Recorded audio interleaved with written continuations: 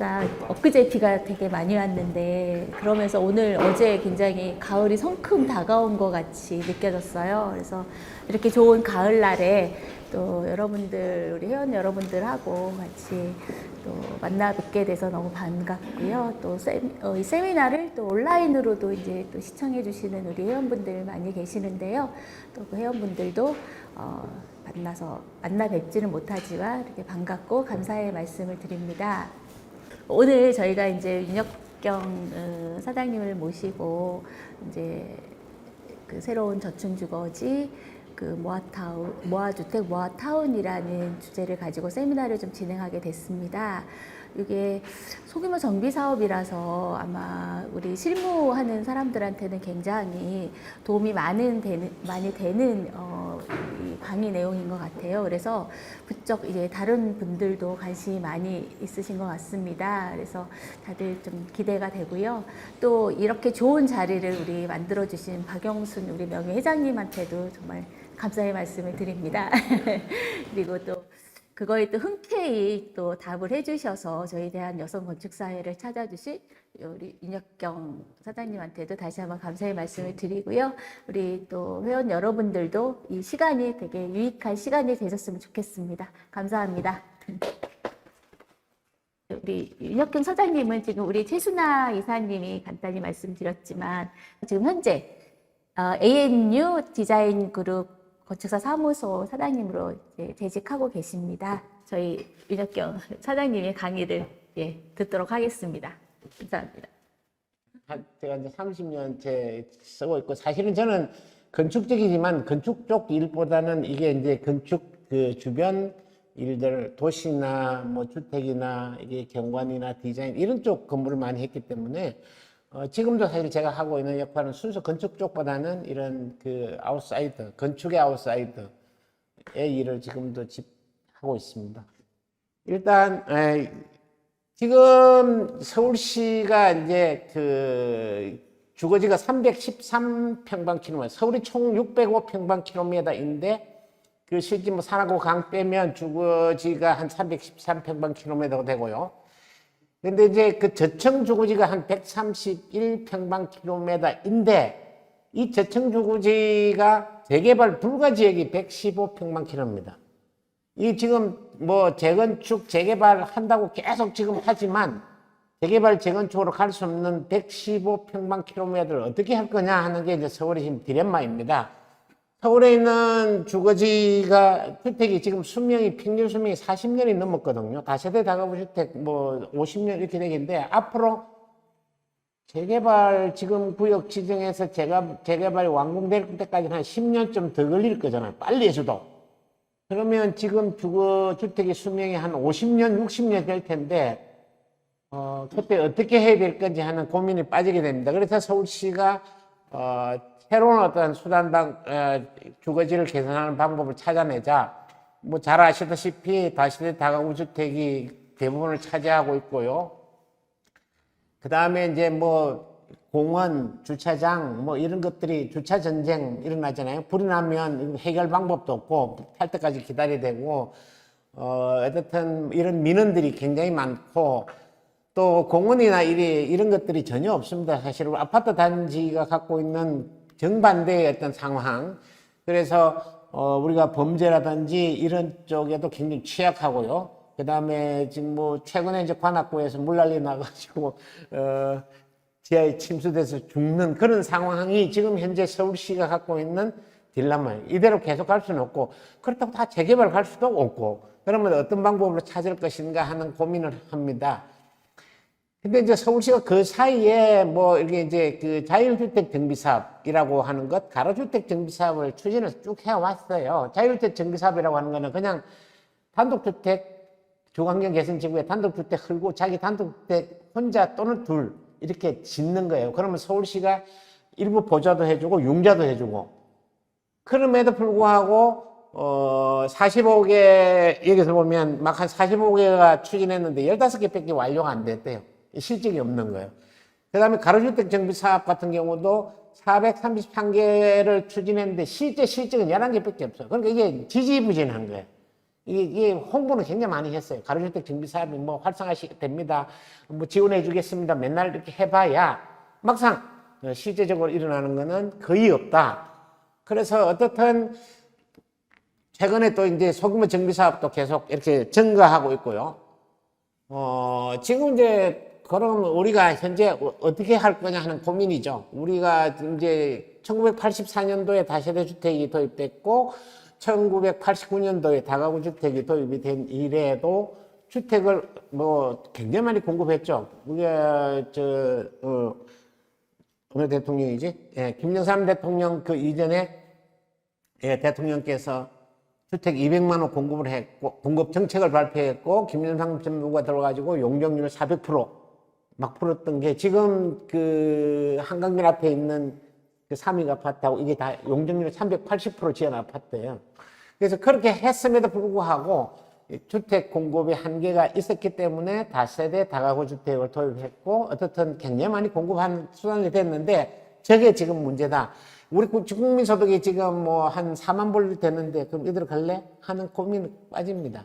그래서 지금 싱가포르 같은 경우는 한 6만 불 된다는데 서울이 한 4만 불 정도 되는데 그래서 새로운 어떤 주택으로 전환해야 되지 않을까. 지금 다세대 다가구 주택지는 평균 4층에 용적률 200%로 되어 있고 대부분 2종 일반 주거지로 되어 있고요. 고층 아파트는 3종, 그래서 한 250% 용적률이 지금 되어 있습니다. 그래서 이제 우리가 그 저층 주거지도 지금 방법 말고 재개발 갈 수 있는 데는 재개발 갈 거예요, 계속. 1년에 그럼 재개발이 지금 서울시가 오션시장 오고 나서 한 1년에 30개 정도 지정을 할 겁니다, 매년. 그래서 지금 작년에 30개 지정, 20몇 개인가 지정했고, 올해도 지금 지정할 좀 준비를 하고 있고, 근데 그거 말고 아까 말씀드린 것대로 115평방킬로미터는 그 방법 말고 갈 수 있는 수단이 없다. 그래서, 그럼에도 불구하고 그 작은 단지를 대상으로 계획적으로 공동개발을 유도하고, 주차 등 필요한 어떤 공원, 이런 기반시설도 확보하고, 생활 SOC 같은 것들 확보해서 커뮤니티를 활성화하고, 건축물의 품질도 향상하겠다 하는 이런 원대한 목표를 갖고 새로운 주거정비 방안을 했는데 모아타운, 모아주택. 주택을 모으고 모은 주택이 많아서 타운이 되고 뭐 이런 개념입니다. 그냥 이게 새로 장명한 건데 가로주택 정비 사업이에요. 그냥 이게 이제 정책마다 지자체마다 새로운 네이밍을 해갖고 뭐 짱하고 뭐 이렇게 보이려고 하는 게 있긴 있는데 어쨌든 모아타운, 모아주택이라 했다. 그래서 지금 이걸 통해서 3만 호를 공급하겠다는 게 서울시 목표예요. 그래서 이제 공동개발하면 용적률 완화, 또 용적률 완화한 일부는 이제 그 기부 체납해서 주변에 있는 정비 사업에 쓰고, 그 다음 주차난 해소와 주거환경 개선, 아까 초소형 다세대주택 양산 막고 일정한 규모 이상의 양질의 주택, 최소한 60 이상, 8호, 뭐 이런 정도 주택이 공급됐으면 좋겠다 하는 생각을 갖고 있고요.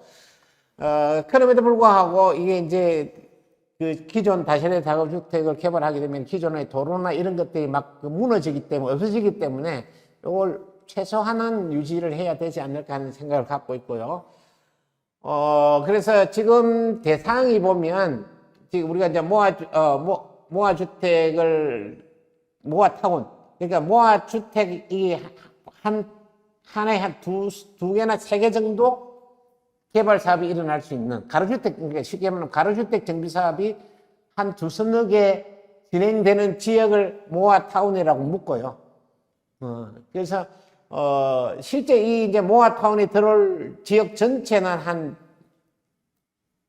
25만 정도, 25만, 30만 되는 이 하얗게 되는 그 바운다리를 전체를 들다 보면서, 그 중에, 이게 이제 모아타운 사업이 일어나는 한 두서너 개가, 모아주택 한 두서너 개가 일어나는 요 분홍색, 그게 모아타운이라고 구역을 정하고, 요 구역에 대한 어떤, 계획을 추진하는 건데, 여기 보면 범위가, 간선가로 돌려서 15분 이내, 도보 가능한 지역, 30만 내외, 25, 그게 범위를 잡고, 거기에서 어떤 주요한 가로, 거점 시설, 보행축, 그 다음에 모아타운 이런 계획을 수립하는데, 요 모아타운 주택지는 한 10만 제곱미터 이내, 분홍색 칠한 거, 우리가 이제 계획적으로 덜다 볼 지역, 한 10만 정도 되는 지역이고, 그 다음에 요 대지는, 모아주택은, 그 안에 이제 주택을 짓잖아요. 이제 여러 개 필지를 모아서 한 블록별 주택 짓는데, 그거는 한 15,000 이상, 1,500 이상, 하나의 대지가. 그러니까 1,500 이상이니까 뭐, 100제곱미터 같으면 보통 한 15개 필지, 20개 필지 이렇게 한 블록으로 묶어서 한 1,500 이상 되고, 이게 지금 이종 일반 주거지역이니까 아마 중층 정도, 15층 정도 내외 정도로 되고, 그 다음에 이제 지상은 녹화를 하고, 지하는 다 이렇게 이제 주차장 만들고, 뭐 생활 애소시나 편의시설 이런 거 설치한다. 이게 큰 틀의 그림입니다. 그러니까 이제 모아타운은 한 10만, 그 다음에 모아주택은 한 1,500 이상 되는 게 개발지가 한 두서너 개 일어난, 요걸 하나로 단지를 묶겠다 이런 생각입니다. 예.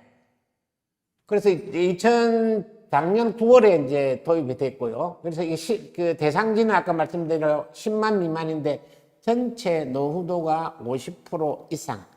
지금 서울시는 뭐 거의 대부분 80, 90%가 50% 이상 노후도기 때문에 그건 뭐 다 해당이 된다고 볼 수 있고요. 그 관리 계획을 수립하면 구청장이 이제 수립하는데 구청장이 수립할 수도 있고 주민이 제안할 수도 있어요. 일단 일반적으로 이제 구청장이 제안하면 통합 심의를 통해서 계획 승인은 이제 시가 다 하는 거죠. 구청장이 제안하면 지난번에 몇 개더라? 예. 지난번에 한 몇십 개가 들어왔는데 지정한 거는 그렇게 많이 지정을 못했어요. 일단 구청장이 받아서 금년 6월 달인가 7월 달인가 이제 지정을 첫 모아주택단지를 지정했죠. 그래서 지금 모아타운 지정하면 1종을 2종, 2종을 3종까지 또 올려줄 수 있다. 보통은 이제 2종 7층 이런 게 많거든요. 그럼 2종 7층은 그냥 원래 2종 7층을 2종으로 갈 때도 그 용적률 기부를 공공기여를 하도록 되는데 지금 그건 없어져 버렸고요. 2종 7층을 2종으로 가는 거는 없고 2종에서 이제 3종 갈 때는 이제 증가된 용적률의 절반 내는 거 있잖아요. 우리가 재개발 재건축에서도 증가된 용적률 절반을 공공기여 하듯이 그건 이제 공공기여 하는 제도로 똑같습니다. 그래서 이제 가로주택 사업은 지금 10,000제곱미터 미만인데 2만까지를 허용하겠다. 오케이. 그 다음에 뭐 자율주택은 여기서 이제 요 보면은 모아주택 이렇게 좀 되어 있잖아요. 자율주택은 한 필지 또는 두 필지, 세 필지 그건 적절히 해서 뭐 연립주택 짓든지 조그만 미니 아파트 짓든지 그건 자율주택이라고 그러고요. 그렇게 하고 개발 사업 노후도도 지금 67%에서 57%로 완화해버렸고요. 10%를 완화했고요. 자, 이걸 하면 국가가 한 150억 지원해 줍니다. 왜냐면은 모아타운 모아주택 짓는 사람은 자기 돈 내가 짓지만 주택 옆에는 그럼 어떻게 할 거냐. 그래서 지역적으로 필요하면은 주차장도 만들고 공원도 만들어야 됩니다. 그 비용은 국가가 지원해 주겠다. 서울시도 이제 뒤에서 나오는데 지원해 주겠다. 이렇게 그런 점에서 이제 매력이 있지 않을까 싶습니다. 여기서 뭐 여러 가지 방법이 있습니다. 이게 지금 현재는 뭐 이런 그림에 좀 나왔으면 좋겠다. 대지 면적 한 1,000제곱미터 이상. 그래서 뭐 자율주택 정비사업이나 가로주택 정비사업, 소규모 재건축 사업, 소규모 재개발 사업. 여러 가지 다양한 사업들 이 안에 어디든지, 이걸 뭐 한 가지 방법이고 여러 가지 방법을 선택해서, 모아타운에다가 적용할 수 있어요. 어떤 거는 뭐 재개발 사업으로 갈 수 있고, 가로주택 정비 사업으로 가도 되고, 아무 관계가 없습니다. 그래서 보통 한 8년에서 10년 걸리는데, 이게는 뭐 빠르면 2, 4년 안에 정리되지 않을까. 근데 이거는 이제, 최근에 이제 이게 추세를 보면 어떤 특정한 사람이 사업을 주도하더라고요. 토지를 매입하거나 매입 약정을 통해서. 그렇게 되면 시간은 더 빨라질 수가 있는 거죠. 조합 형태로 구성이 안 되기 때문에. 이 절차는 지금 이렇습니다. 모아타운은 이게 이제 가로주택 정비 사업이 있고 소규모 재개발 사업이 있는데, 이거 이제 가로주택 사업은 관리 계획을 수립하고 대상지를 발굴하는데 후보지를 공모하고 시에서, 그 다음에 이제 선정위원회 구성해서 관리계획 수립 대상지를 선정하면, 저게 이제 예산도 배정하고, 시에서 구에다가 돈 줘가지고, 뭐, 그 용역해서 전문가 자문 받아서 관리계획 마련해서, 관리계획 승인 신청을 이제 구에서 시로 하면은 14일간 공람하고, 도시재생 분과위원회 심의해갖고, 결정 고시하면은 짱. 그러니까 굉장히 이게 단축, 됩니다. 기간이. 다른 절차보다는 많이 지금 단축되고 있다는 거죠. 통합위원회에서 결정하고요. 보통 그게 원래 도시계획위원회 따로 가는데 이건 도시계획 따로 안 가고 통합위원회에서 결정하면 도시계획이 결정한 걸로 본다. 뭐 이렇게 추진합니다. 그래서 이제 만약에 이렇게 되면 필지가 이렇게 뭐 두 개의 어떤 획지를 합쳐서 두 개를 만약에 했을 때 중간에 공동주차장 만들 수도 있고요. 맞벽 건축도 가능하고요. 도로가 만약에 있으면 도로에도 도로 지하는 주차장이 가능합니다. 이 특혜를 주죠. 원래 지금 서울시가 지금까지는 도로 밑에는 주차 통로를 못 만들게 했거든요. 제가 반포 1, 2 살 때 양쪽 반포 단지 중앙 가로지는 도로가 있는데 양쪽 밑에 있는 그 통로 연기를 하는데 연기를 안 해줬어요. 그래서 작년에 연기를 했어요. 일부만, 통로만. 근데 지금은 지하 주차장 다 파게끔 해주겠다. 오케이. 위에 이제 물론 뭐 적정한 토피는 확보해야 됩니다. 왜냐면 도로 유지를 위해서 상하수도를 매설하거나 하는 토피를 확보하면 나머지 지하 부분은 매설하도 더 큰 문제가 없다. 그래서 이제 2종 7층은 최고 15층까지 완화하고 필요하면 3종까지 완화하고요. 만약에 저층 부분에 뭐 생활 SOC 이러한 시설들을 설치하면 저거는 용적률에서 빼주겠다. 왜냐면 공공기여하기 때문에 저는 용적률 산정해서 그러니까 공만큼도 추가할 수 있으니까 조금씩 이렇게 융통성이 있다 이렇게 볼 수 있습니다. 예. 뭐 아까 이제 여러 가지가 있는데 이게 공원 같은 거는 공공이 이제 예산을 투입해서 만들고 그다음 그 공원 지하에 뭐 공용 주차장 다 이건 공공이 하는 방법이 있고 그러니까 이제 이게 예산을 국비가 150 지원한다 그랬잖아요. 그런 걸 가능하고 만약에 이제 정비 사업 하는 사람이 내가 이제 일정한 용적률이 증가에 따른 기부 체납해야 되잖아요. 그죠? 그 기부에 대한 부분은 민간이 기부하면 공공이 필요하면 주차장을 만들고 아니면 이제 민간이 내가 주차장을 다 만들어 놓고 일정한 부분은 공공이 사가기도 하고요. 그래서 지금 이걸 보면 국비가 40%고 지방비가 이제 60%거든요. 그러니까 구방 60%니까 60% 중에서 시하고 구하고 또 이제 약정을 합니다. 이게 되면 시가 42, 158억 최대 요건 이제 금액 왔다 갔다 할 수 있는데 최대 158%, 구비가 18%, 68억 합치면 한 375억 지원이 가능하니까 그게 모아 주택을 추진하는 사업 주체 입장에서는 조금 부담이 덜 가는 겁니다. 왜냐하면 주변 지역에 또 민원도 굉장히 많기 때문에 이 민원을 해결해주고 주변 모아 주택으로 가지 않는 존치하는 건축물이나 이런 데 대한 어떤 주거환경 개선을 이 돈을 통해서 해결할 수 있지 않을까 이렇게 보고 있습니다. 재개발이고 보통 뭐 한 8년에서 10년 예.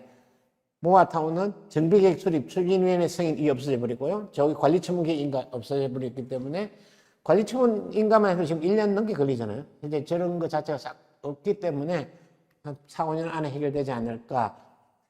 추진 절차는 일단 지난번에는 구청에서 제안을 받았어요. 공문을 받아가지고 쭉 뭐 이런 절차를 거쳐서 관리계획 수립하고요. 주민이 제안할 수 있어요. 이 수시로 이제 여러분이 이제 뭐 혹시 이런 타업 있으면 수시로 제안할 수 있습니다. 이제 제안하면 쭉 해가지고 관리계획 수립해서 요런 절차를 거쳐서 고시입니다. 그 이제 서울시가 좀 확대해서 받아주겠다는 거죠. 요건 이제 가이드라인이 책자에 있는 거니까 똑같은 이야기 지금 반복해서 설명할 수도 있어요. 괜찮지만 예. 이게 모아타운에 대한 수립 지침 이 책자가 있고요. 이게 제가 파일로, 이거는 안 보내드릴 제가 보내드릴게요. 이 필요하면 이거 파일로 그냥 쓸 수 있으니까 이건 구체적인 지침이거든요. 아까 말씀드린 10만 미만이고 전체 노후도가 50% 이상이고 자치구 공모나 주민 제한 이상. 주민 제한은 모아주택 사업 시행 예정지 2개소 이상이 돼야 돼. 지금 2개소 이상 돼야 되고 각각의 대상 토지의 3분의 2 이상 동의를 받은 경우. 굉장히 많이 3분의 1이 동의 안 하더라도 지금 신청 제한을 할 수 있어요. 그래서 그 주도하시는 분들하고 협의가 되면 이거 충분히 가능하지 않을까. 그래서 이 그림으로 보면 아까 모아주택, 이게 기반시설 정비하는 것도 있고,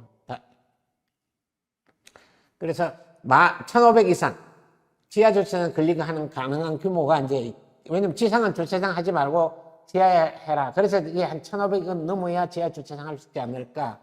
그래서 지상은 녹지. 그 다음에 이제 배치는 이처럼 가로 연도형, 가로 대형형. 이 가로가 죽으면 안 되니까 1층 부분은 대부분 이제 주거가 아닌 비주거 형태. 뭐 커뮤니티 공간이나 또는 뭐 건생 시설이나 이런 것들이 들어왔으면 좋겠다. 예, 그래서 가로가 어떻든 사람이 왔다 갔다 움직였으면 좋겠다. 그 다음에 이제 대전의 공지 한 내고요. 뭐, 그 다음에 이제 기존 어떤 가로망 체계는 가급적이면 건드리지 않고 꼭 없애야 될 필요 있는 건 없앨 수 있어. 그건 해준다. 예. 그래서 양질의 주택을 공급하고 지역 내 주차 문제를 해소하고 녹지 휴게 공간을 확충하고 기존 가로를 활성화시키겠다는 게 이게 있습니다. 전부 다 아까 이 책자에 있는 걸 그대로고요. 자, 이제 요게 보면 여기 한 30만 빨갛게 크게 요거면 모아타운을 대상할 지역을 이제 검토하는 방법이 구체적으로 한 블록이 지금 30만, 25만, 30만 정도 되는 쪽에서 그러니까 가로로 둘러싸여 있어서 그래서 모아타운 요거 진하게 빨간 부분은 한 10만 정도 내외가 되면 좋겠다. 네, 그래서 구체적으로 들러보니까 상위계획에 도시기본계획이나 생활권계획, 지구단위계획과 지금 기존에 갖고 있는 계획들이 상당히 있거든요. 그 계획에 들여다보고 이 지역을 어떤 방향으로 끌고 갔으면 좋겠다는 방향 제시하는 것들이 있으니까 그 중에서 제가 선택을 하고 그 다음에 이 검토 범위 안에 있는 가로망 체계나 주차 뭐 이런 것들을 이제 현황 조사를 하셔야 됩니다. 이게 별로 어려운 건 아니거든요. 알바생은 학생들 한두 명만 쓰면 이거 뭐 한 2, 3일이나 조사하면 싹 조사가 가능하고요. 그래서 거기에 있는 입지나 일반 현황, 인구, 뭐 토지, 건물, 주택 쭉 연도, 뭐 이제 노도 같은 걸 조사해야 되니까 그런 거 조사하고 그다음 모아주택 추진 현황이나 각종 개발이나 정비 기반 시설 등 수요를 얼마나 더 확충해야 될 건지 이런 것들 이제 하자는 종합 분석을 하게 되고요. 그걸 갖고 이제 구체적으로 주가로는 요건 살려놔야 되겠다. 그죠? 이렇게 주가로는 살려야 되겠다. 그 다음에 필요한 거점 시설은 요 지역 전체에 한 10만 또는 20, 30만 그 범위안에서 필요한 기반 시설들이 부족한 무슨 기반 시설이 있을 거예요. 뭐 키움센터라든지 도서관이라든지 아니면 창업 공간이라든지 그런 것들이 필요한 것들을 선정하고 어디에다 적절히 배치했으면 좋을 것이다. 그 다음에 이제 보행가로는 어떻게 만들고 모아타운의 범위는 어떻게 만들고 뭐 이런 것들에 대한 기본적으로 이것은 가로는 어떤 활성화되어야 된다. 대전제. 가로가 살아있어야 되고 사람이 움직여야 되고 그 사람이 접촉이 가능한 어떤 그러니까 출입문 같은 경우도 가급적이면 가로에서 다 들어가도록 큰 공간 만들어서 구멍 하나로 들어가는 백화점식은 아니고요. 이게 일반 점포식으로 가면 되겠다. 이런 관리 계획 수립합니다. 그래서 아까 구역 정하고 이제 구체적으로 아까 그 이제 하나씩 이렇게 이제 디테일하게 들어가는 거죠. 네. 그래서 이제 토지이용 계획 만들고요. 이게 굉장히 쉽습니다. 이게 이제 처음에 안 해보면은, 이거 뭐 복잡할 거 한 개도 없어. 이게 보통 도시계획 하시는 분들이 이거 지금 하는데, 도시계획 전혀 안 하는데, 여러분 다 할 수 있어요. 요대로, 지금 이 사례가 뒤에 또 2개가 나오거든요. 요거 따라서 그대로 하면, 뭐 조사하는 거는 그냥 할 수 있으니까, 그래서 토지 이용을 어떻게 할 건지, 이제, 도로는 어떻게 하고, 공원의 위치는 어떻게 배치하고, 이제 이렇게 이제 정리를 하죠. 이걸 보면 사업도, 예. 그 다음에 이제, 이게 보통 단계적으로, 이게 한꺼번에 다 할 수가 없어요. 그죠? 그래서 금년에 할 거, 내년에 할 거, 후내년에 할 거, 또는 그 5년 있다가 할 거, 이런 것들 이제 지역 주민들의 의견을 수렴해서 이렇게 정리하면 되고요. 네. 그래서 아까 말씀드린 대로 이제 도로 폐도 충분히 가능하고요. 폐도도 하면 폐도하고 모아주택 계획할 때 6m 이하 도로는 사업시행구역 내 포함도 가능하다. 그리고 6m 이하는 폐도할 수 있어요. 필요하면 폐도하고 그 다음에 공공보행 통로를 지정하거나 도시계획 시설 입퇴 결정. 아까 이제 요 밑에서 보면 공공보행 통로를 그냥 하나의 단지로 하고 그 도로는 없애버리고 저걸 공공보행 통로로 도로가 있으면 일조권이나 뭐 이런 것도 문제가 있잖아요. 그러니까 내가 대지 면적이 포함시키는 거예요. 도로를 폐쇄하면 대지 면적이 포함시키고 건물 배치하듯이 다만 공공보행 통로만 확보하거나 아니면 입퇴 결정이라고 하는 거는 아까 말씀드린 대로 지상은 도로, 지하는 주차장 이렇게 결정하고 이제 부분만 이렇게 사용하는 방법은 여러 가지 있습니다. 근데 서울시가 그래도 도로 밑에 이렇게 통합 주차장을 만들 수 있도록 지금 풀어줬다 하는 게 상당히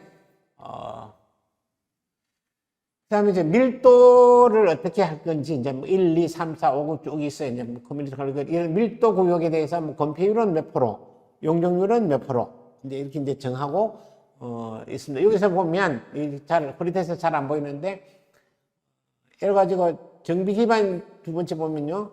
정비 기반 시설 공동이용시설을 설치할 때 해당 시설 용적률에 대해서는 법적 상한 용적률 초과해서 확보할 수도 있다. 그래서 지금 일반 3종이 250%잖아요.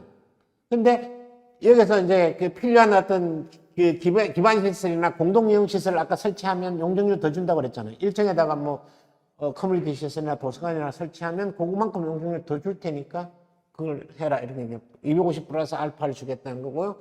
임대주택 건설 여부에 따라서 청수를 완화 적용할 수 있다. 저거는 이제 뭐 아까 15층까지 풀어주니까 제가 봤을 때 크게 뭐 고민 안 하고 지어도 되지 않을까. 이 저층 주거지에서 도로 너비가 한계가 있기 때문에 무작정 또 뭐 20층, 30층 올릴 수는 없으니까 이렇게 될 거라고 저는 기대하고 있고요. 그 다음에 이제 아까 전제가 가로 대응형 배치 계획을 했으면 좋겠다. 중정형이나 뭐 어떤 고밀, 저밀 이렇게 복합형 했으면 좋겠다. 거점 시설이나 공동이용시설 연동형을 배치했으면 좋겠다. 이제 이게 그림으로 뭐 이런 유사한 그림들을 뭐 계획할 때 참조하시면 좋겠습니다.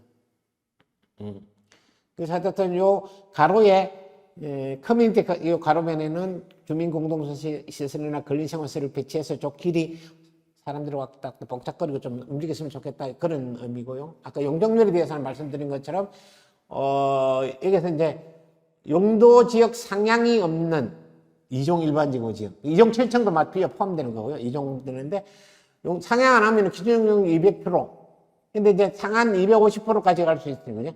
근데 250% 가면 50% 늘어나는 게 절반은 임대, 절반은 그냥 주민이라든지 이게 반반 갈라먹게 하는 거고, 거기다가 플러스 상한 용적률을 더 줄 수 있다. 이거 먼저 이거는 제가 봤을 때는 한번 좀 해볼만 하다.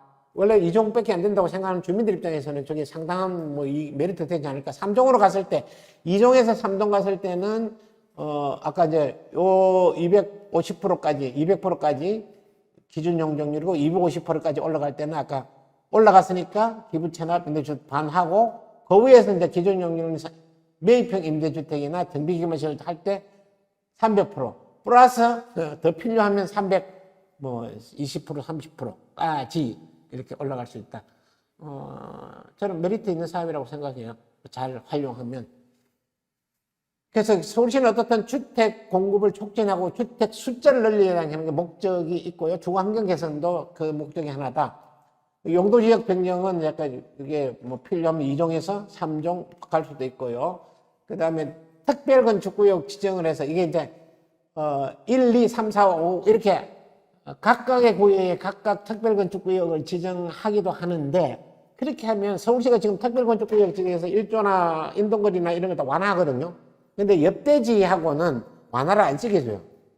근데 요거는 1구역, 2구역 합주체가 달라도 요 타운 안에 들어가는 건 전체를 특별건축구역 지정해서 1조 인동거리 뭐 높이 완화 이런 건 규제 적용을 하지 않겠다 했으니까 뭐 이것도 큰 메리트죠. 그러니까 설계가 이제 좀 다양화해야 되는데, 한 가지 이제 고민스러운 게 일반 주민들이 생각하고 있는 아파트란 하는 이미지가 고정화되어 있어서 그거 깨기가 아마 힘들 거라고요. 그거 깨기가. 야, 아파트는 탄상형이고, 이게 뭐 맞동풍이 돼야 되고, 이게 평면이고, 야, 뭐 포베이고, 뭐 파이브베이 돼야 되고, 뭐 딱 이걸 갖고 있으면, 야, 그거 아니야. 여기는 이렇게 할 수 있어. 이렇게 설득을 해야 되는데, 그게 이제 여러분의 몫이 되지 않을까 싶습니다. 하여튼 그 인식을 바꾼다는 게 만만치 않다. 어떻든, 그래서 요 안에 들어가는 모아 타운에 딱 들어가면, 이 전체에 대한 그 특별건축구역 건축 적용을 할 수 있다. 그 다음에 이제 공공사업과 이제 연계할 수 있고, 아까 이제 그 국비가 150억 나오고, 뭐 서울시나 구청의 예산이 지원되기 때문에 그런 걸 가지고, 정비 기반 시설이나 이런 주민 공동이용 시설 같은 것들을 내 단지 밖에다가, 옆에다가 이렇게 이제 설치할 수 있습니다. 아까 모아타운 전체 안에는 재건축, 개발이 일어난 지역과 개발이 안 일어난 지역이 있으니까 개발 안 일어난 지역에 대한 어떤 환경 개선도 필요하니까 같이 검토해야 된다. 그 다음에 이제 관리 체계도, 이제 1단지, 2단지, 3단지 이렇게 하는 게 아니고, 요 관리 체계를 하나로 아파트 관리 사업소처럼 마을 관리 사업소 형태를 만들 수 있을 겁니다. SH나 LH가 사업을 하게 되면, 그래, 장기적으로는 이제, 우리가 아파트 단지가 제일 잘 유지되고 있는 거는 관리 사무소가 있어야 되는 거잖아요. 근데 이 경우도 요 타운을 하나를 대상으로 관리 사무소를 공공이 운영하겠다. 굉장히 이거는 이제 획기적인 건데, 뭐 이건 이제 서울시와 이제 SH하고 어떤 협약을 해야 되겠죠. 여기 뭐, 공원이나 주차장이나 이런 것도 있고, 거점 시설도 있고, 커뮤니티 시설도 있고, 뭐 이런 것들을, 임대주택도 있고, 이런 거 다 관리를 누군가 해야 되잖아요. 이제 그런 게 대한 것들을, SH가 아마 하도록 하겠다 하는 거죠.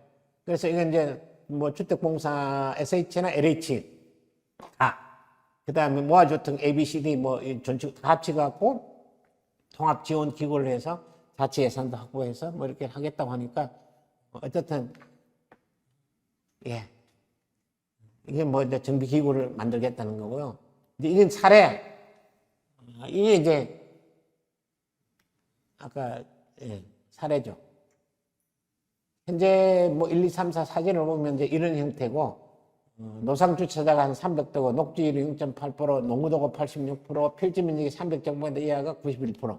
이게 전체적으로 아까 그 30만, 25만, 뭐 그 범위 안에서 이건 이제 조사하는 거잖아요.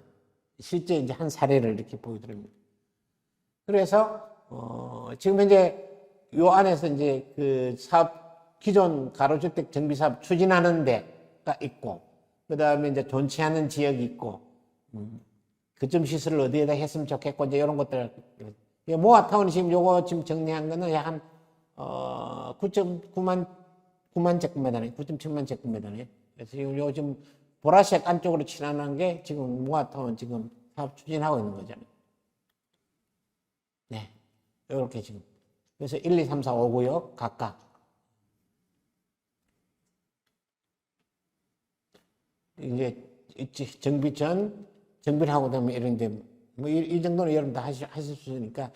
기존 세대수가 882세대인데, 계산하면 1142세대고, 주차장이 560대, 1400대고, 녹지율이 1.1%에서 14.5% 늘어난다. 이런 비전을 이제 계획 제안할 때, 이런 제출을 하셔야 되죠. 번동이죠. 이거는 이제, 전체적으로 그 슈퍼블록 쭉 검토를 했는데, 20m 이상 도로변을 쭉 둘러싸여 있고요. 모아타운은 지금 밑에 있는 빨간 부분이죠. 그래서 지금 이제 현황을 보니까 노상주차 340대, 녹지율 0.3%, 농후도 87%, 300제곱미터 미만이 73%. 그래서 뭐 현재 있는 생활 SOC가 청소년 여가 시설이 뭐 하나, 둘, 셋, 넷, 다섯 군데가 있고, 경로당에 지금 한 두 군데가 있고, 뭐 이런 걸 이제 조사를 하는 거죠. 그래서 불법 주차가 대부분 지금 가로에는 노란 거 보니까 전부 불법 주차로 되어 있어가지고 환경이 열악하다. 뭐 이런 걸 설명하는 거고요. 그래서 이제 주가로는 어떻게 쭉 설명하겠다. 중앙에 이제 저 주가로는 살려야 되겠고, 그 다음에 이제 주가로와 우리가 모아타운과 연계는 어떻게 하고, 이런 게 이제 보행가로는 어떻게 연결하고 있고요. 생활 커뮤니티 공간은 어디다 접촉하고, 이제 이런 걸 전체적인 큰 그림만 제시하는 거고, 사실은 이게 모아타운 밖에 거는 지금 우리가, 이게 설계자가, 사업주체가 제안할 수 있는 게 별로 많지는 않아요. 근데 여기서 이제 결정을 하면 아까 공공예산을 투입할 수가 있는 근거가 되니까 이런 계획들이 구체적으로 필요하다. 그래서 이 우이천변에는 계획적인 공동개발을 통해서 조화로운 스카이라인을 유도하겠다. 이게 목표 방향 이제 설정하는 거죠. 기존 가로 유지민 활성화를 위해서 보행자 중심 커뮤니티 활성화 용도를 도입하겠다. 그 다음에 이제 지하 주차장 통합 설치해서 주차난을 해소하겠다. 그 다음에 우이천변 수변 녹지 및 휴게 공간을 정비해서 뭐 휴게 녹지 공간을 확보하겠다. 이게 이제 모아타운에 대한 어떤 비전, 이제 방향 뭐 이런 것들 제안하죠. 예. 그래서 이제 뭐 기존 가로채게 이게 있고 지금 이제 대충 뭐 건축물을 배치해 보면 지금 요 이제 8층에서 10층, 23층에서 35층 이렇게 이제 정도까지 3층 지금은 이제 35층 규정이 지금 연말에 폐지되거든요. 3종이. 그렇다고 막 무조건 50층, 100층 올라갈 수 있는 건 아니고 적절히 그러니까 저 높이에 대해서는 조금 더 자유로워졌다라고 보시면 됩니다. 그게 갈 때 뭐 정중앙에 꼭 필요한 거는 뭐 한 45층 안에 올려볼게 뭐 할 수도 있죠. 심의위원회에서 잘 안 해줄 수도 있겠지만 그래도 어떻든 35층 이 규제라고 하는 거는 지금 풀어졌다. 이제 연말에 지금 11월 중으로 지금 발표할 겁니다.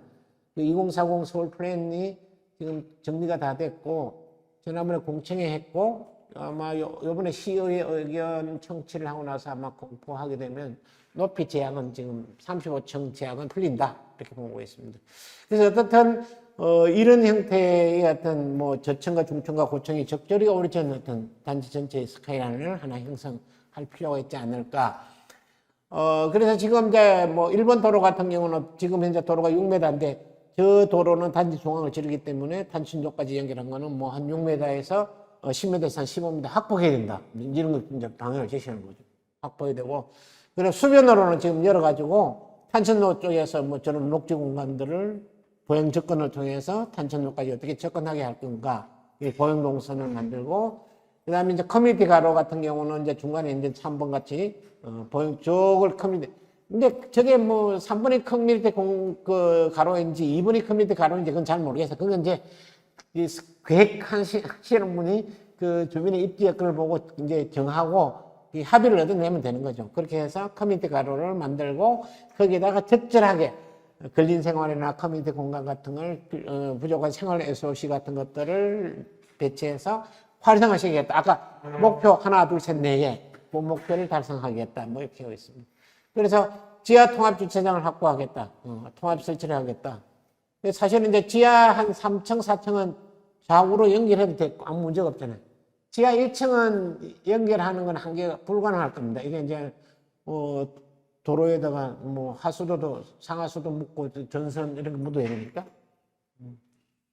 그 다음에 이제 그 우이천변에 저렇게 이제 휴게 공간 같은 경우 좀 주민 편의 시설 같은 것들 배치해서 저쪽에 사람들이 우이천으로 접근할 수 있도록 하겠다. 뭐 이런 그림 같은 거요.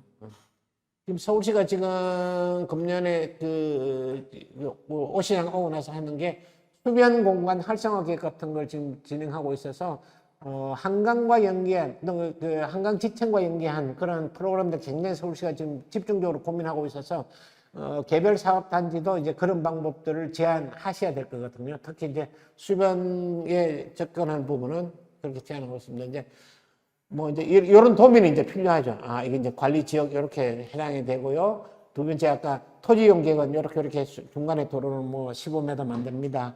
이런 토지 이용 계획들을 만들어야 되고요. 단지 이제 1, 2, 3, 4, 5 브록 같은 거 만들고, 그 다음에 이제 도로는 어떻게 결정하고, 뭐, 중앙에 있는 도로는 다 폐지했잖아요. 중간 다 폐지하고, 폐지가 가능하니까 지금 허용해줘. 그 대신에 중앙도로를 이렇게 확보하는 걸로, 요 도면 요대로 그리면 돼. 그죠? 흉내 내면 돼. 이게 한 5분만 그리고 나면, 그 다음에 여러분이 뭐 도시계 엔지니어링 안 줘도 좀 할 수 있어요. 네. 그 다음에 이제, 정비 기반 시설의 어떤 뭐 도로의 길이, 폭, 높이 이렇게 다 정해지는 거니까 입체 결정하는 걸 돼 있는 거죠. 부설 주차장 2개층은 비도시 시설 도로 밑에다 이렇게 결정합니다. 6m 도로 밑에다가 하겠다는 거죠. 2구역, 3구역 사이에. 그 다음에 이제 배치도를 통해서 공동이용 시설을 어디에 어떻게 뭐 하겠다. 그래, 2, 3, 4, 5, 이렇게 이제, 문화센터, 주민회의실, 뭐, 실내 스포츠, 그 다음에 뭐, 맘스 카페, 뭐 이런 것들을 쭉, 이제, 각각의 단지, 각각의 사업이지만 필요한 공동이용시설은 이게 잘 배분하셔야 됩니다. 우리 단지는 뭐, 키즈 카페 하겠고, 너는 이제 뭐, 주민 관리 사무실이라든지 회의실이라든지 뭐 그러니까 각각 단지를 적절히 나누어서 하게 되면은 큰 문제가 없다. 그 다음에 이제 운영 계획은 수립하고요. 시행 초기에 자치구에 제출을 하게 되고요.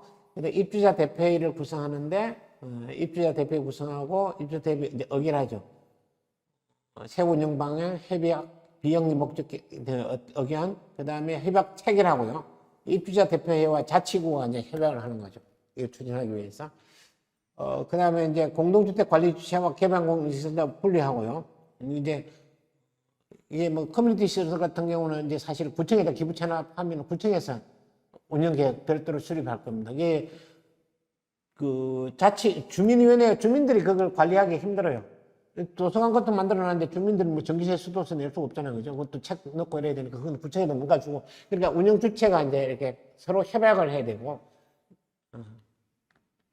예. 교통계획. 요거는 이제 교통하시는 분 도움을 받아야 돼. 이거는 뭐 적절히 흉내 내서 되는 문제는 아닌 것 같고, 이거는 뭐 주변보다 더 강력하게 욕만 보는 게 아니고 큰 틀의 교통 흐름을 봐야 되기 때문에 이거는 이제 원단위 뭐 자료나 이런 게 있어야 되거든. 그러니까 요거는 교통 쪽의 협연은 좀 받아야 되지 않을까 보고 있습니다. 네. 이제 추진은 이게 시행자는 조합 공동이네, 그죠? 뭐 조합 원수가 38명, 80명, 55명, 91, 97명 뭐 이런 식으로. 하여튼 요대로 요 서류만 만들면 크게 문제는 없다. 그 다음에 이제 시행구역 안과 밖에는 어떻게 하겠다 하는 거고요. 그 다음에 이제 용도지역 상향은 지금 이제 뭐 아까 없는 거 용도지역 상향했을 때 어떻게 한다는 거 아까 말씀드렸고요. 뭐 이제 이 정도로 치면. 그래서 임대주택은 지금 이제 뭐 5구 타입 뭐 있는데 여기 이제 어떻게 하겠다는 거죠. 5059 이건 이제 5059로 했네요. 84 이렇게 했으니까 각각. 그 지금 이게 좀 1, 2, 3은 임대주택은 LH가 지금 매입할 거로 되어 있고요. 4, 5는 SH하고 LH 지금 협의하고 있는 것 같아요.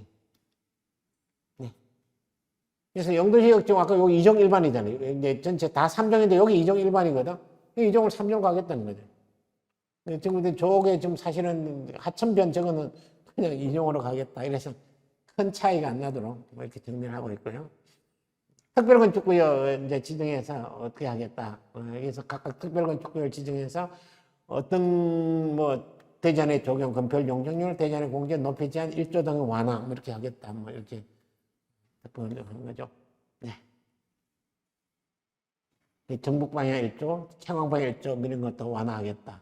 그래서 이제 어떻게 완화하겠다는 것들을 이제 구체적으로 표현해 줘야 됩니다. 나중에 설계할 때. 예.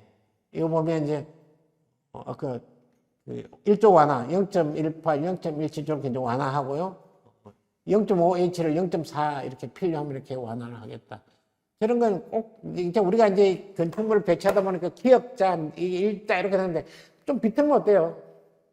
근데 비틀면 이제 설계하기 귀찮지. 그지? 근데 조금 비틀면 오히려 1조가 더 향상됩니다. 사실 1조 기준대로 지금 지키면 1조 지금 현행 건축법의 1조 기준 지키는 순간 그 건축물은 1조는 확 나빠져요. 근데 이거 조금씩 비키면 오히려 1조가 더 원래 건축법에 보면 2시간 연속 1조를 할 경우는 그 정량적인 수치를 적용하지 않는다 돼 있잖아요. 근데 아무도 그거 안 하죠. 그거 갖고 허가 내는 사람 있나요? 없죠. 귀찮지. 안 알아주니까 공무원들이. 근데 사실 그렇게 해야 오히려 1조가 더 성능이 확실히 나아져요. 귀찮으니까 지금 뭐 딱 정량적으로 0.5H, 뭐 0.8H 이렇게 떼어지는 건데 그건 아닌 것 같아요. 어쨌든 그걸 통해서 이렇게 완화하고요. 이제 뭐 특례하는 건 어떻게 하겠다, 뭐 건축 협정을 어떻게 하겠다, 이제 이런 것들 이제 사례로. 그 다음에 이제 뭐 이런 개념도 같은 게 정비규모 시설을 지금 요즘 아까 지금 용도를 좀 도로는 일부 폐지하는 거 중간에 용도 다 폐지하고 여기를 만들 때 기부차라면 요만 것도 기부차는 어떻게 하고 뭐 이런 것도 다 디테일하게. 그래서 보행자 전용도로 같은 건 개념도를 어떻게 만들어서 뭐 자전거 도로를 만들어야 되는지 안 만들어야 되는지 주변에 연속 그 전체 그 자동차 도로, 자전거 도로에 대한 거는 이제 구청에 가는 계획들이 있기 때문에 그 계획을 우리 단지가 받아서 녹여 놓을 건지, 보행자 도로는 어떻게 만들 건지, 이제 이런 고민들이 필요해요. 네. 그래서 이제, 우이천 이거 이제 조성, 용도 폐지에 따라서 지금 현재 우이천이 지금 주민운동시설 현재 저렇게 돼 있는데, 뭐, 요렇게 바꾸겠다. 내가 돈을 들여서 같이 하겠다. 그럼 사실은 이 단지 입장에서는 엄청난 그 메리트가 되겠죠. 내가 투자하는 거, 근데 많은 사람들이 저 돈을 투자하면 아깝다고 생각하거든요. 아까운 게 아니고 저 공원이 내 공원이 돼가지고 아파트 가격을 올리는데 기여하지, 도움 주지. 제가 이제 압구정 아파트 지금 옛날 정비계획을 지금 수립하면서 35조, 옛날 50조 해준다 그랬잖아요. 그죠? 이 기부 찬압 25% 하라 그러니까 기절하는 거야. 이제 25% 기부 찬압하면 땅 4분의 1이 빠지는데, 그것이 내가 그 35층 그 정비계획 수립하면서 그 25% 떼갖고 저 강북에다 갖다 주나요? 너희 집 앞에 25% 큰 공원 만들고 그 공원 앞에 50층짜리 올라가면 그 아파트 가격이 얼마나 될까? 그치? 근데 지금 기부채납 15%하고 그냥 35% 쭉 깔아놓으면 공원도 조그마한 건데 25% 기부채납한 거하고 15% 기부채납한 거하고 연면적은 25% 기부채납한 것이 조금 더 늘어납니다. 아파트 건축 면적은. 왜냐면 기부채납 비례만큼 인센티브를 주니까. 그러면 실제 아파트의 거래 가격은 땅 면적 갖고 거래하나요? 아파트 평 갖고 거래하나요? 그러니까 이 사람들이 막 하여튼 이게 조합마다 이상한 사람들 많아요. 그냥 땅 4분의 1 잘라간다고 서울의 도둑놈이라고. 제가 이제 지금 시범 아파트 MP를 지금 하고 있거든요. 여의도에.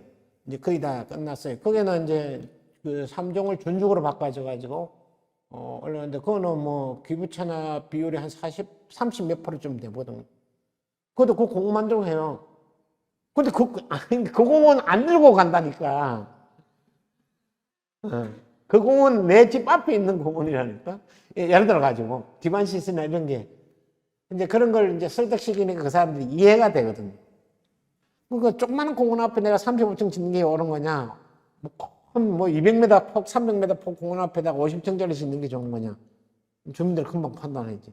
그런 설득을 할 필요가 없습니다. 이건 이제 사실 이것도 그런 이제 왜냐면은 주민들은 사업 초기에 부담하는 비용에 대한 고민들이 있거든요. 입주자가 누리는 비용과 그 사업 시행자가 부담하는 비용의 차이는 있잖아요. 괴리가 있어요. 그 다음에 이제 용적률 추가를 했을 때 이제 공공기여를 뭘 할 거냐. 임대주택, 아까 이제 용적률 늘어나는 게 절반은 임대주택이고, 더 만약에, 매일 임대주택을 건립하겠다면 용적률 아까 더 준다고 그랬잖아요. 뭐 그런 거에 대한 어떤, 임대주택을 짓거나 주민 커뮤니티 공간을 만들든지 다른 어떤 필요한 시설을 만들든지 이제 이런 것들을 뭐 정리하겠죠. 네. 용도지역 상황에 따라서 이제 뭐, 이런 변경을 통하면 상한 용적률이 얼마가 늘어나가지고 뭐 74% 5구역 같은 게 늘어난다. 뭐 그런 이야기네.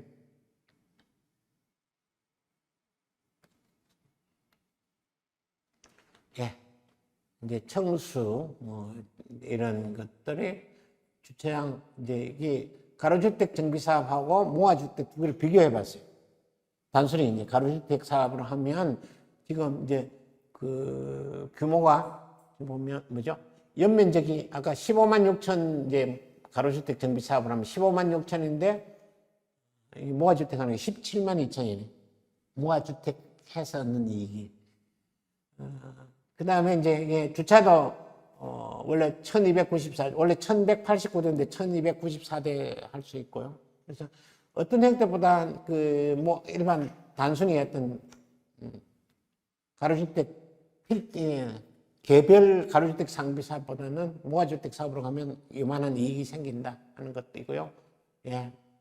그 다음에 주택 숫자도 지금 이제 세대수가 한 73세대, 공공임대주택도 한 30세대 증가하고요. 서울시는 저는 사실은 이제 중앙역 개선도 목적이지만 30세대 늘어나는 것 저게 사실 뒤에 숨어 있는 오케이. 뭐, 그래서 이제 이런 그림들이 만들어진다. 이게 이제 변경전 조감도 우리가 이게 이렇게 봤잖아요. 대문짝 이렇게 그리죠. 근데 이렇게 그리려면 귀찮아, 사실은. 직원들 보고, 우리 회사도 지금 특별건축구에 설계하는 팀이 따로 있고요. 나머지 직원들 보고 그리려고 하면 겁이 나서 못 그려. 아무것도 아닌데. 아니, 스티로폼 위치만 옮기면 되잖아요, 이렇게. 근데 그걸 못 옮기더라고. 안 해보면 뭐 겁이 나서 못 옮기더라고. 근데 그거는 연습 조금 하면 되고요. 그래서 이렇게 그림을 그릴 거다라고 보고 있습니다. 끝났습니다. 강의는. 질문 받겠습니다. 네, 이해는 됐나요? 너무 쉽게 설명해서 질문이 아마 없을 것 같은데요.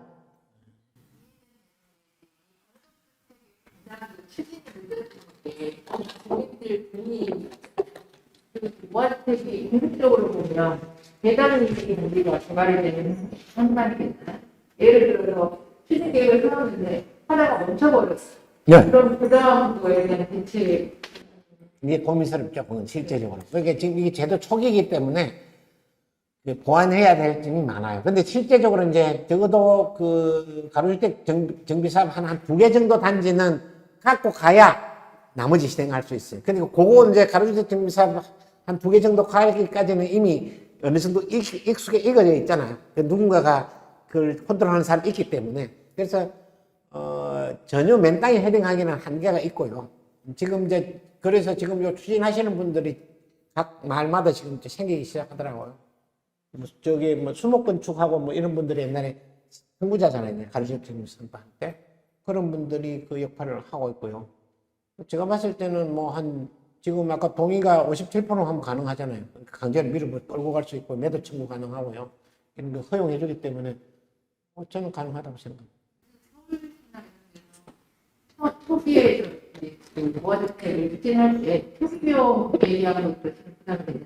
네. 그거에 대한 지원을 일부 해줘요.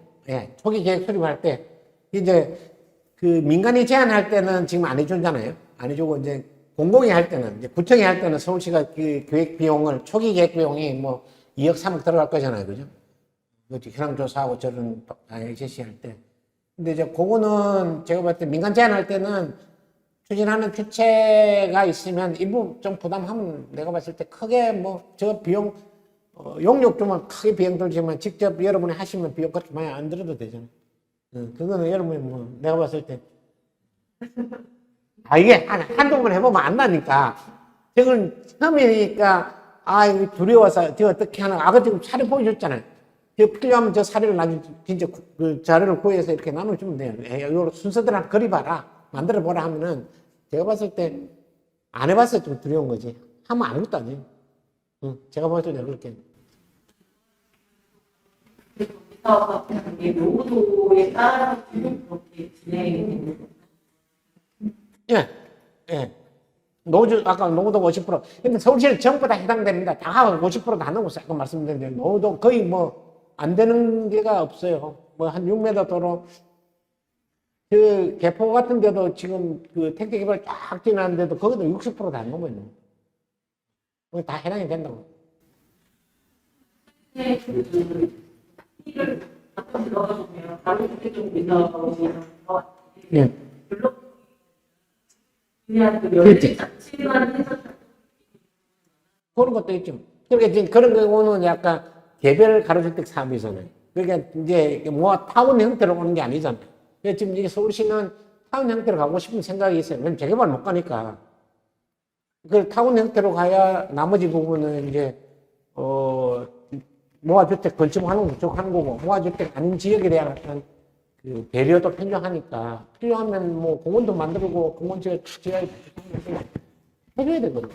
그리고 또 하나는 아까 이제 관리 그 사업단을 만들면 모아주택만 하는 게 아니고, 모아주택 하는 나머지 그 지역전, 모아타운에 있는 재건축하지 않는 그 지역까지 관리를 하거든요.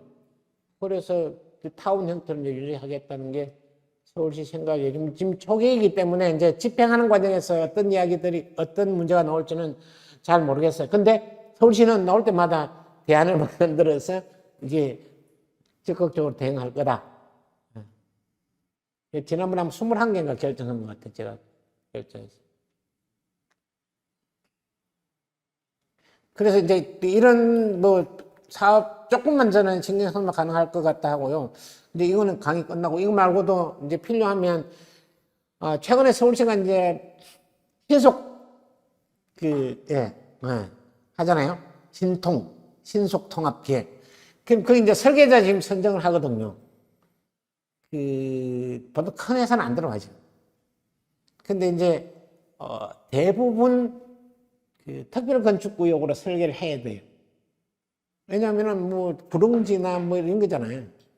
지금 이제 그 재개발 사업 지금 공공재개발 서울시가 결정한 게 있어요. 거의 다 지금 특별건축구역으로 설계를 해야 돼요. 그게 보편화됐다.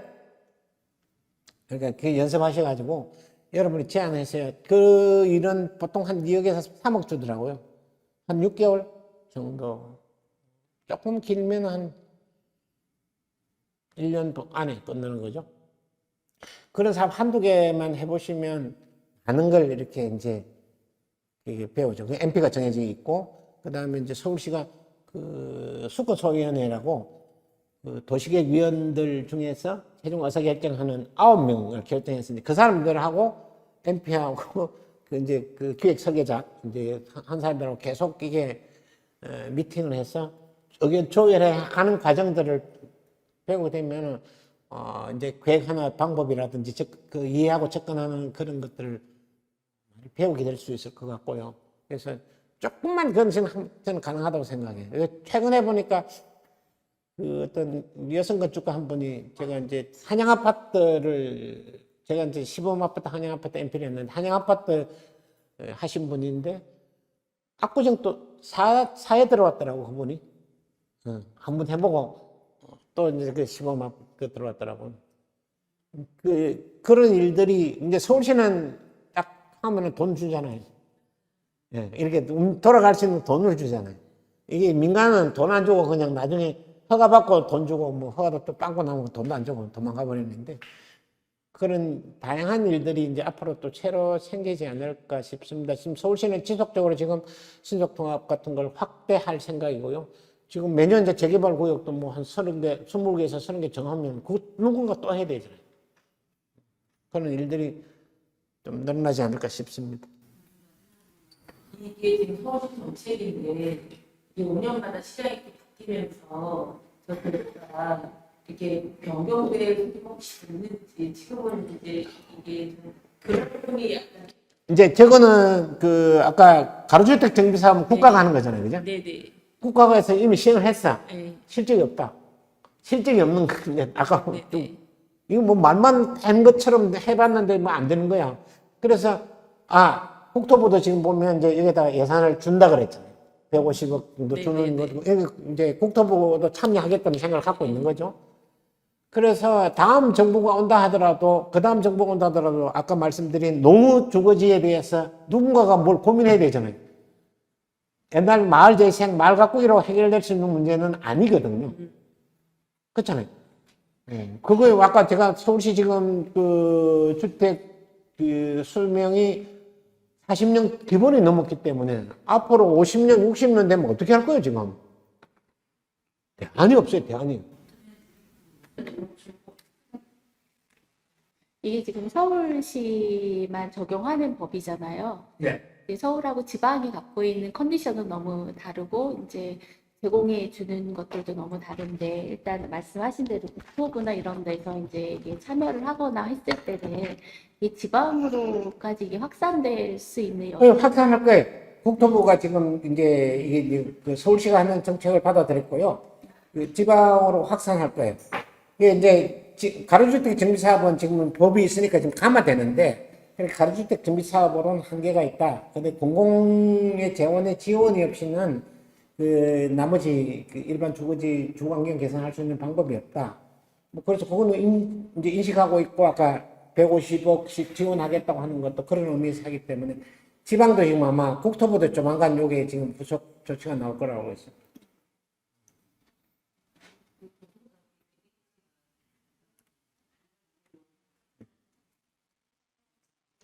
그래서 뭐 다음 기회가 만약에 주어지면 사실 이게 특별건축구역 설계 워크숍을 한번 했으면 좋겠어. 그지?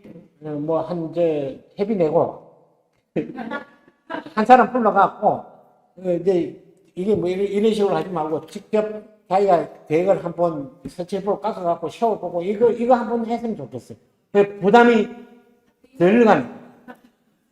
지금 뭐, 본부장 한 분 꼬셔가지고, 만약에 여러분이 원하면, 뭐, 하루 한 5시간, 6시간 정도, 그런 작은 미니 프로젝트를 갖고, 각자 한번 해보시고, 아, 이렇게 하는구나 하는 걸 이해하면 훨씬 더 빨리 하지 않을까. 이게 너무 좋고 너무 좋고. 예, 그걸 사실 하고 싶기는 하고 싶은데, 모르겠어요. 어쨌든, 그런 기회가 되면, 아니, 이제 이게, 아까 특별건축구역이라는 개념 자체는 이제, 어째 보편화가거든요. 보편화가기 때문에 그게 두려워할 필요 없다. 한두 번 해보면 그 다음에 쉽다. 이 생각을 바꾸는 거거든요. 그래서 그런 기회를 실제 한번 해보는 게 제일 좋지 않을까. 그래서 그거 하려고 하면 회비 한 10만 원씩 내면 되나? 하루 한 5시간, 6시간 정도 한 프로젝트를 그렇게 프로젝트 한 군데 이렇게 모여서 각자 한번 해보고, 발표하고 그래서 코칭해 주신 분이 이제, 이건 이렇게 했으면 좋겠다. 코칭도 해줄 수 있으니까 조금 낫지 않을까. 그런 생각도 있습니다. 만약에 하시겠다고 하면은 우리 이제 본부장 꼬시라고 한번. 저는 원래 저는 설계 못하거든요. 강의는 제가 마치겠습니다. 네. 너무 열정적인 강의 너무 감사하고요. 저희 아직 지방은 실행은 하고 있지 않지만 이제 말씀하신 대로 조만간 또 내려오고 하면은 전국적으로 이게 한 이슈가 될 것 같기는 해요. 지방도 지금 가장 문제가 온도심에 대한 이런 것들, 주거에 대한 것들에 대한 노주거지에 대한 부분들은 다 똑같이 공감하는 부분이라서 제가 열심히 이거 공부 선두주자로 나서야 되지 않을까 지금 그런 생각을 하고 들었는데요. 너무 강의 잘 들었고요. 감사드립니다. 말씀하신 워크숍도 한번 적극적으로 추진해 보도록 하겠습니다. 네, 감사합니다.